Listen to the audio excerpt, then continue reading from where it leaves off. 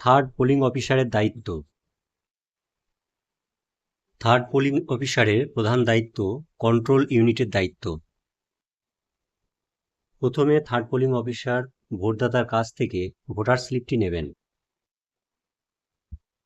দ্বিতীয় নম্বরে স্লিপটি নিয়ে নির্দিষ্ট তারে, শিকে অথবা খামে গেঁথে রাখবেন। এরপর 3 নম্বরে কন্ট্রোল ইউনিটের ব্যালট বোতামটি টিপবেন।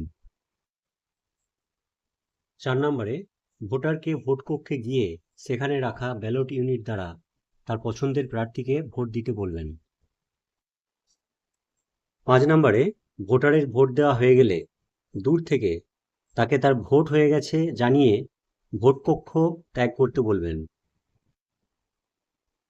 6 নম্বরে ভোট কক্ষে গিয়ে কোনো ভোটার ইভিএমে ভোট দিতে নার্ভাস বোধ করলে দূর থেকেই তাকে সাহস দেওয়া। তাতেও তিনি না বুঝলে পিআরওর কাছে তাকে গিয়ে ডামি সেট দেখে বুঝে নিতে বলবেন। বিশেষ দ্রষ্টব্য: কোনো অবস্থাতেই ভোট চলাকালীন সময়ে বা কোনো ভোটার ভোট কক্ষে থাকলে অন্য কেউ, যেমন অফিসার, কোনো এজেন্ট অথবা মিডিয়া সেখানে যেতে পারবেন না।